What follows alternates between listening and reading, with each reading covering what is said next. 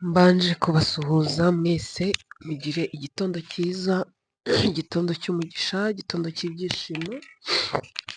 Abatanzi amazina yanjye ni Cynthia Cici, ndabakiriye rero nikaze kuri YouTube channel yanjye.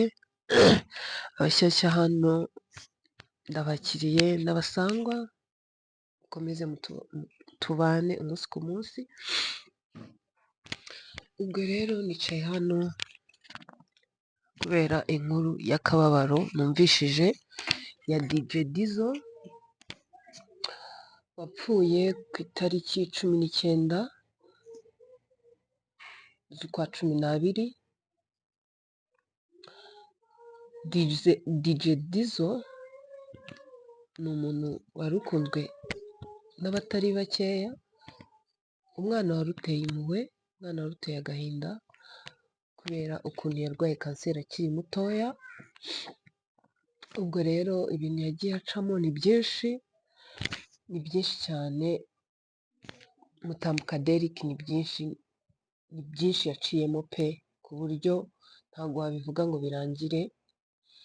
Ubwo rero ntabwo twabura kubabazwa n'uko yatuvuyemo atariye iminsi mikuru, atinjiye mu wundi mwaka.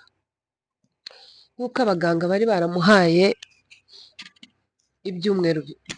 amezi 3 yo kubaho, ariko Imana yo iba izi igihe umuntu azapfira. Imana niyo iba izi igihe umuntu azavira mu buzima. Abantu bavuga ibyabo, abantu bavuga ibyo bashaka, ariko Imana yo iba izi umunsi n'itariki n'isaha, nk'uko ariyo yagushyize kuri iyi si, nk'uko ariyo iba yarakuremye, niyo iba izi n'igihe izaguhamagarira. Niyo mpamvu rero DJ Dizzo yatuvuyemo ku itariki 19 z'ukwa 12 2024, umunsi wo kwa kane, inkuru itarumvikanye neza na gatoya.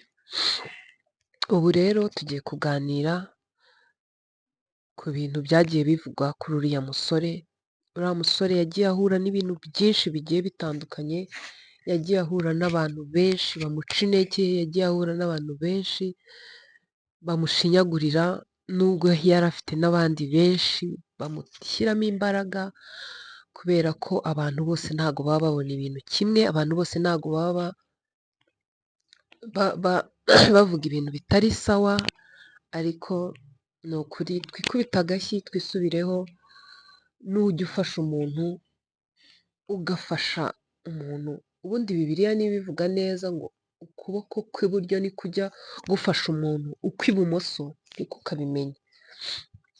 Rero ntabwo nabura kugaya abantu bafashije DJ Dizzo, barangiza kumufasha, nyuma yaho bagatangira kuvuga ko atari arwaye, ikindi bakavuga ko yabasubiza amafaranga yabo, ikindi bakigamba ko hari ibintu agomba kubasobanurira. Nkibaza, ese nimba umuntu arwaye bakaba baramuhaye igihe azapfira ntapfe, ibyo bintu koko ntitwagakwiye kubyishimira? Twagakwiye kuvuga ngo umuntu ngo yasohotse, ngo asohoka mu mafaranga yabo? Nkibaza, none se ubundi nimba aba yorohewe, namwe murabizi aba DJ, ubundi umuntu ajya kuba DJ akunda kuryoshya, akunda gusohoka, akunda gutembera, akunda kubona abantu bishimye. Ubundi akenshi aba DJ bakunda kubona abantu bishimye. Nkibaza, ese nimba umuntu afashe muri ayo mafaranga bamufashishije, akumva uwo munsi afite akamurare, akumva yajya kwicara ahantu muri hoteli runaka, akanywa icyayi cyangwa akanywa na ji, akareba abantu, bitwaye iki? Ku buryo wumva ko umuntu yahora arwaye, aryamye, atava mu buriri. Ariko ikintu ngiye maze kubona ku bantu, bakunda abantu batameze neza. Kugufasha umeze neza rwose biba ari ikibazo. Ese ubundi kuki utafasha umuntu ari muzima? Kuki wumva wamufasha ari uko arwaye cyangwa ari uko ari gupfa? nk'uko wagize uwo mutima wo kumufasha ari mu marembera ari gupfa, baramuhaye ayo mezi 3 ndabyemera, kuki utamufasha ari muzima? Ahubwo njye numva umuntu yagakwiye kwishimira, wa muntu wacu twafashije yarakize, wa muntu wacu twafashije yara nyine ukumva ushimishijwe n'uko yazanzamutse yabaye undi muntu muzima. Rero njye ikintu cyambabaje kuri uyu mwana, hari ahantu nabonye ikiganiro yakoze, ukuntu bamushinyaguriye, ibaze ko umuntu kukubwira ngo nupfa ngo uzansigire izo nkweto zawe, kubera ko ufite telefone ebyiri umuntu akakubwira ngo uzampe telefone imwe. Sha ni ukuri tujye tugerageza, none se muri famiye ye nta bantu afite bakeneye iyo telefone yindi? Noneho uzi ikintu kibabaza kurusha ibindi bintu byose, ni uko usanga n'abo bantu baba bavuga n'ibintu byinshi baba atari nabo banamufashije cyane, nka bya bindi nyine bavuga ngo inkoko iyo iteye igi rimwe irasakuza ikirwa iteteza, ariko inka nyine ugasanga, ntabwo nzi kuvuga neza, ugasanga inka ikamwa ibibido 500 ntisakuza iricecekeye, ukibaza ni gute umuntu avuga ngo yatanze ngo amadolari ye 100, urumva ngo kubera ko yabonye umuntu yakize ngo bayamusubize? Ni ukuri nimujya mufasha mujye mufasha mufite umutima wo gufasha, apana kugendera mu kigare, kuko jyewe nk'ibyo mbifata nko kugendera mu kigare. Ntabwo ushobora kumbwira ukuntu nimba kuko warafashije ufite umutima wo gufasha, ukabona umuntu wafashije yarakize, ahubwo numva wagakwiye kubyishimira, kuvuga ati nanjye mu mafaranga natanze hari ikintu yamaze, hari ikintu yakoze. Ariko ibaze, reka dufate umwanya tubitekerezeho. Ibaze nko kuba watanze amafaranga yawe, urumva, ukabona nta mumaro akoze, nta kintu kizima akoze, no kuba wafata amafaranga yawe ukabona hari umusaruro atanze. Ibishimishije ni ibihe? Nimba waratanze amafaranga wenda y'imbuto, sibyo, ukabona wa muntu imbuto wamuhaye zamugiriye umumaro, kuko yabonye akabaraga, arabyuka ava mu gitanda, yicara muri saro, ava muri saro aragenda ajya aho ngaho bamushinja yajyaga muri convention hehe hose. Ni ukuri reka mbabwize ukuri, mureke tugire urukundo pe, mureke tugire urukundo, kubera ko ese kuki abantu bakunda kwigaragaza neza, nimba ariko reka mbe ariko mbivuga, hari abantu bakunda kwigaragaza, ugasanga abantu barashaka babashime gusa, ariko ibintu bari gukora nta nubwo bari gukorera umugisha, bari gukora kugira ngo babashime. Rero guys, mureke dukore ibintu bituvuye ku mutima, apana gukora ibintu bimeze nk'aho ari agahato. Nta muntu n'umwe uba yakubwiye ngo fasha uyu muntu, nutamufasha turagufunga, oya.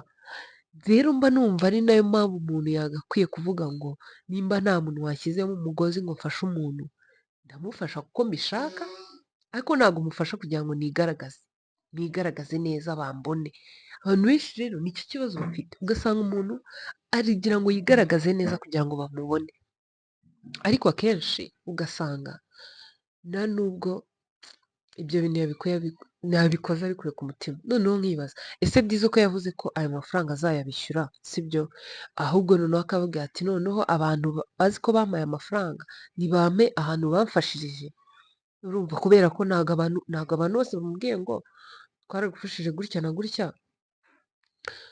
ngo yagenda abasubiza amafaranga yabo, ahubwo garagaza aho hantu ayo mafaranga wayatangiye, noneho nawe bagire gute, baguha amafaranga yawe.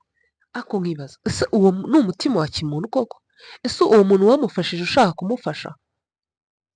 Ni ukuri guys, mureke tugire urukundo muri twebwe, nyine tugire gufasha bivuye ku mutima. Ese ubundi ko nta hantu batanga award y'uko wafashije, ubundi nimba mu mutima wawe hatarimo gufasha, ubundi wabiretse? Ni itegeko ko ufasha? Ntabwo ari itegeko guys, ntabwo ari itegeko. Ufasha umuntu kuko nyine ubishaka kumufasha, cyangwa wumva kuko uwo muntu akeneye gufashwa.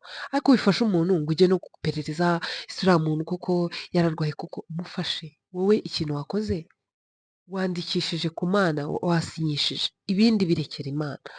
Ikintu rero ngewe nize kuri DJ Dizzo, isomo nkuyemo ni uko Imana niyo ibintu byose bifite mu biganza byayo. Wikumva ngo abaganga bakubwiye ariko nyuma y'ibyo bintu byose Rurema niwe uzi nyine icyo kintu, kuko njye ndeba n'ukuntu hari ukuntu umuntu atwita bakamubwira ngo uzabyara kuwa gatanu, yagerayo akakubita icyumweru cyose atarabyara. Ikibazo cy'abantu kubera abantu bamaze kwangirika mu mutwe, uzi ikintu abantu bahita batangira kuvuga ngo ngo inda ye barayizinze ibi ni, kandi ntibatekereze ko ya Mana yatumye atwita ari nayo izi igihe azabyarira. Rero guys, tureke gufata ibintu nyine, gufata navuga gute se, tureke tube abantu bafite ubumuntu muri bo, tureke ubugome, tureke kuryana, tureke gushinyagura. Ni ukuri Imana itubabarire pe, kubera ko ntabwo ari byiza gushinyagurira umuntu ubabaye ngo ni iki, ngo ni uko ubona aseka. Ese ufasha umuntu kugira ngo buri gihe ujye ubona ahora ufunze isura? Rero ni ukuri abantu bari inshuti ya Dizzo ndabihanganishije. Shaddy by'umwihariko nabonaga muba hafi cyane, hari na interview numvishije ashimiramo The Ben na Meddy, ni uko Imana ibaha umugisha, n'abandi bantu bose bagiye bamufasha, abantu bose bamusabiye ubufasha, Imana ibahe umugisha. Mwakoze kubana nanjye, mwibuke gukora subscribe, like, share, comment. Ni ukuri mukomeze mubane nanjye kandi mushyigikire. Imana ibarinde. Bye.